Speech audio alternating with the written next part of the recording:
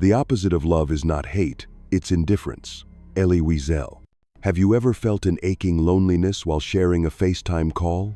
Have you ever sent dozens of "I'm here" messages and been met with silence? In a world where 24/7's connection is the norm, we've never felt more abandoned. When our partner doesn't respond, fear rises. What did I do wrong? Do they still love me? But for avoidant individuals, silence isn't indifference, it's a survival strategy. They don't mean to hurt you. They fear that every "I miss you" tightens a noose.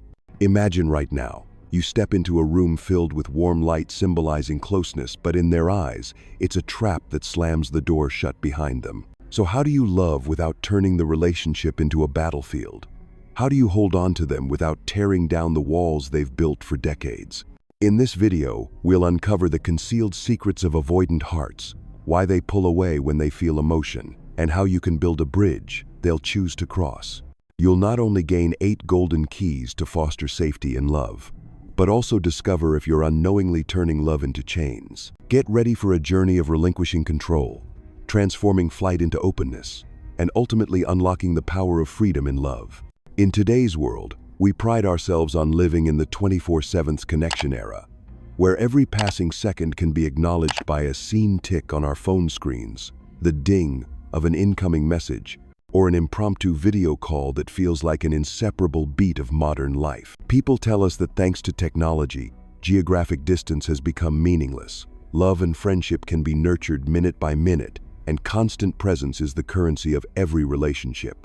Yet, the paradox lies in the fact that amid countless online conversations, we feel lonelier than ever, our hearts seemingly abandoned among an endless sea of notifications. The faster and more numerous our interactions become, ostensibly proving that we are connected, the more profound our sense of emptiness grows, as if likes and comments are mere tiny life rafts that can never keep us afloat in the sea of solitude. And when someone suddenly goes silent, when the screen abruptly displays an offline status, our first reaction is not sober analysis, but sheer panic. What did I do wrong? Do they still love me? Am I not enough? A barrage of questions like sharp blades digging into our self-esteem, pushing us into an invisible chasm of insecurity. However, for those with an avoidant attachment style, this distancing reaction is not a rejection of affection, but a survival mechanism etched into their psyche since childhood, maintaining space to preserve their freedom and self. They endured early life wounds where every moment of tenderness was paired with the pain of abandonment, and every emotional revelation was met with shame or fear. John Bowlby pointed out that these initial attachment experiences with caregivers formed the child's internal working model, shaping how they trust, expect, and respond to closeness later in life. Bowlby, 1982.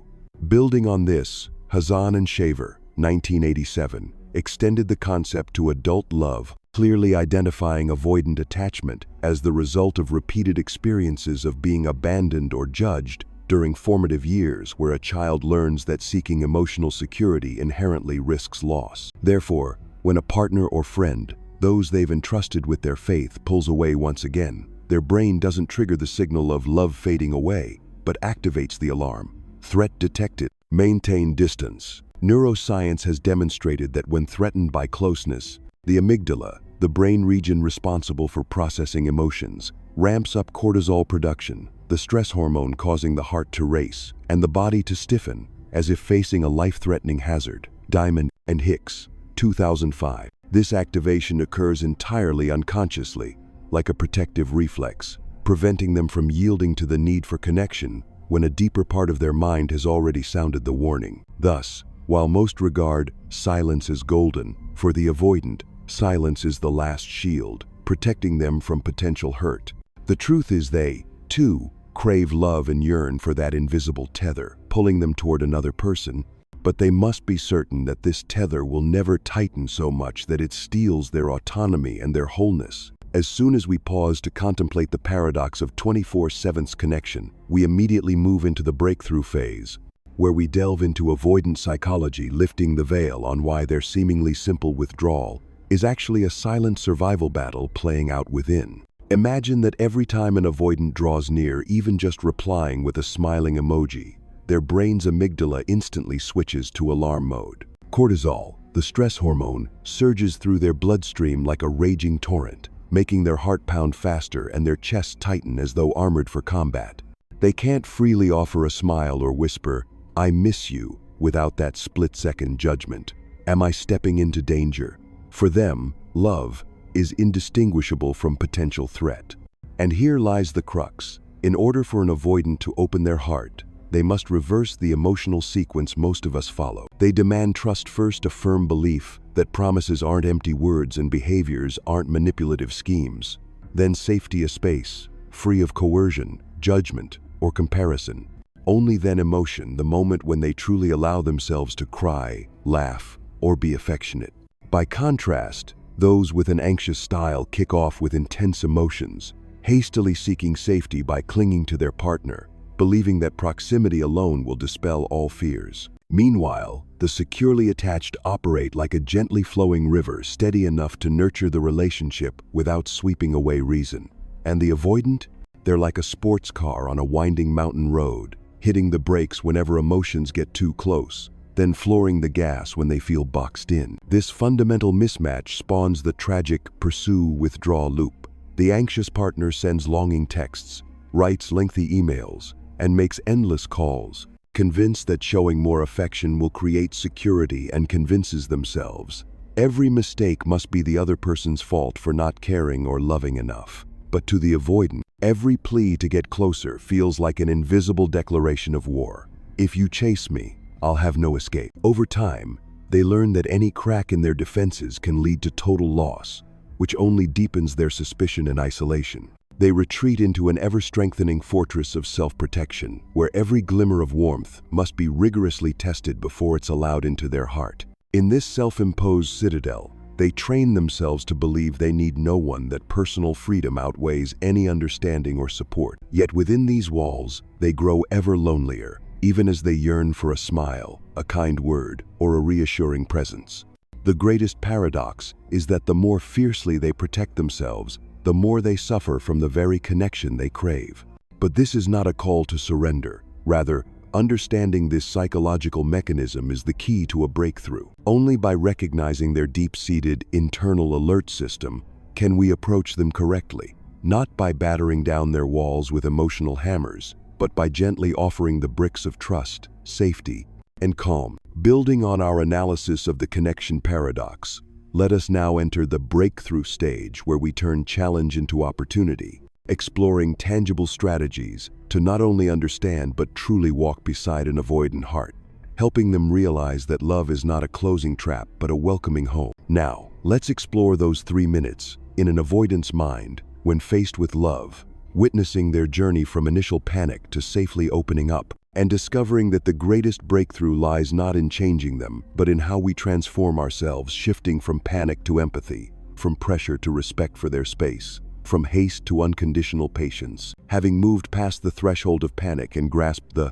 trust first, then safety, then emotion mechanism of the avoidant mind, we enter the truly transformative phase, uncovering the 8 keys to building a secure space where they willingly relinquish each defensive brick. As attachment theory teaches, if you want them to lower their walls, don't bring a hammer, bring a key. Bowlby, 1969. First, the intellectual connection key. Mind before heart lays the groundwork for every interaction by inviting high-quality conversation.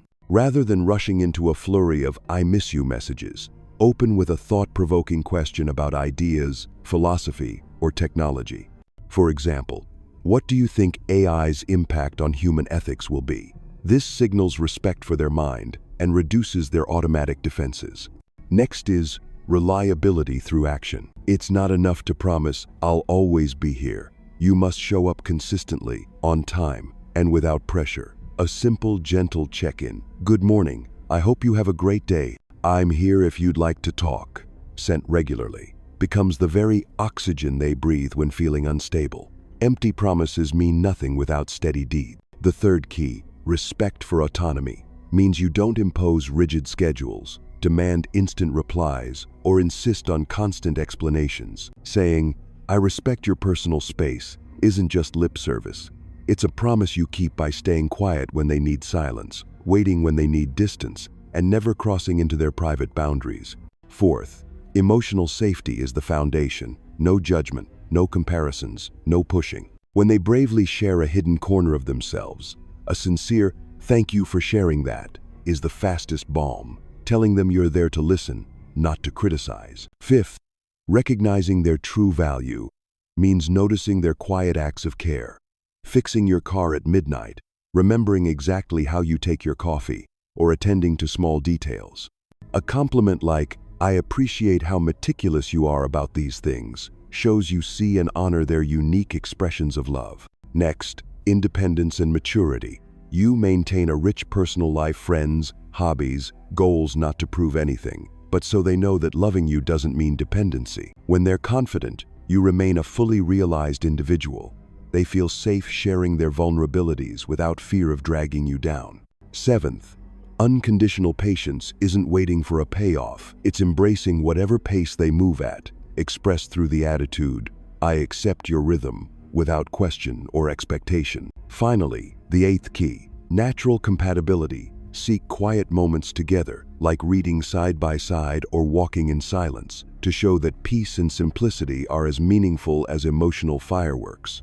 Avoid demanding daily spectacles, because for the avoidant, security speaks a gentle, steady language. When these 8 conditions flow seamlessly together, you not only hold the key to unlocking their defenses, but also accompany them in dismantling each brick, willingly transforming the relationship from a battleground into a shared journey, where every step forward is taken by choice, not compulsion. From here, we will continue by expanding our philosophical perspective, linking the wisdom of the alchemist to the healing journey and lasting bond with an avoidant heart. Having transcended the threshold of panic and recognized the trust first, then safety, then emotion sequence of an avoidant mind, we realize that each step in the bonding journey is not merely a clever psychological strategy, but also the mark of an inner adventure.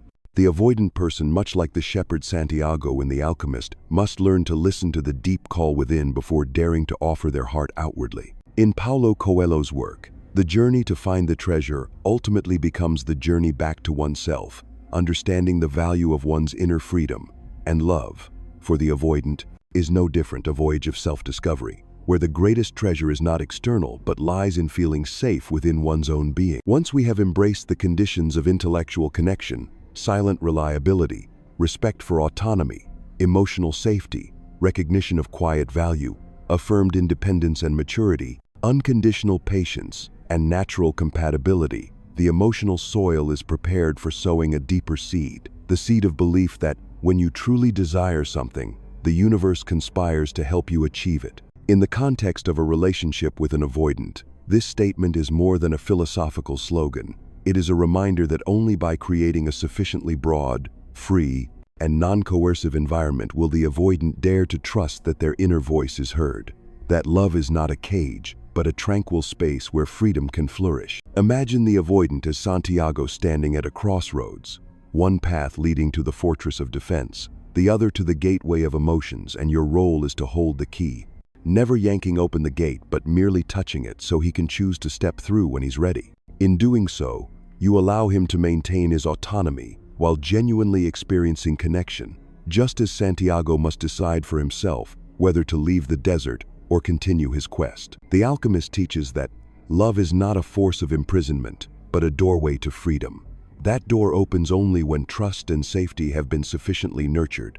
In everyday interactions, you don't need grand fireworks of words or flamboyant gestures, just moments of serenity. A conversation about dreams, watching the sunset together in silence, or holding hands not to contain, but to walk alongside. When the avoidant realizes, "I could leave at any time," and still chooses to stay, it is a sign that the door to freedom has been opened. They begin to see that within freedom they can still find safety, and within safety they can feel love. That is the true treasure we discover together, not a forced bond, but an enduring love sustained by respecting freedom and nurturing the self. When you genuinely believe in their inner potential and give the avoidant the chance to explore the treasure of their own heart, no matter how thick their walls, they will willingly dismantle each brick only to find that love is not loss, but gain. The gift of freedom, sincerity, and a lasting journey side by side. Having moved beyond the philosophical and inner work discoveries, we now bring those insights back into the real world with the practical solutions. Section 4. Concrete principles that help you build a sustainable, inspiring relationship with an avoidant partner. First, design an intelligent framework for your relationship. Don't let dates or messages become rigid, time-bound obligations. Instead, co-create a flexible schedule that honors each person's rhythm while maintaining connection. For example, agree that once a week you'll have a 30-minute check-in during which half the time is devoted to sharing work and feelings, and the other half to a shared topic, perhaps a new film, a book you've both read, or a hot social issue. This approach allows the avoidant partner to prepare mentally and reduces the sense of being suddenly cornered by an unexpected call or text. Meanwhile, the time between check-ins becomes an opportunity for both of you to recharge, you by pursuing personal interests, and they by resting and renewing their inner reserves. Second, practice active listening, not just hearing to reply, but listening to understand. For an avoidant partner, sharing emotions is an act of courage, so whenever they speak, give your full, undivided attention. Avoid interrupting, judging, or comparing their experience to what others have gone through. Instead, ask open-ended questions such as, "How did that make you feel?" or "What about this matters most to you?" encouraging them to explore and articulate their perspective. At the same time, respect silence if they need time to think. That quiet space is not frightening, but rather a moment of emotional processing and proof that you're patiently waiting.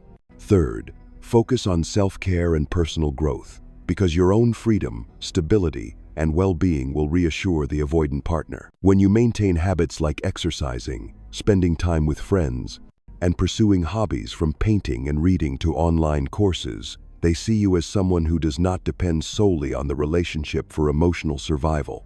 The attractiveness of an independent, self-fulfilled individual draws an avoidant in far more powerfully than any plaintive plea ever could. They recognize that if you remain vibrant without them, then choosing to share your life becomes all the more meaningful. Finally, set clear expectations. This is the compass that prevents both of you from getting lost in a tangle of hopes and anxieties. Take time to discuss your basic needs, how often you require contact to feel secure, which scenarios trigger feelings of abandonment, and, conversely, what the avoidant partner needs to maintain their autonomy. Openly and transparently sharing your expectations doesn't turn you into a controller. Instead, it shows the avoidant that you're not silently demanding them to read your mind.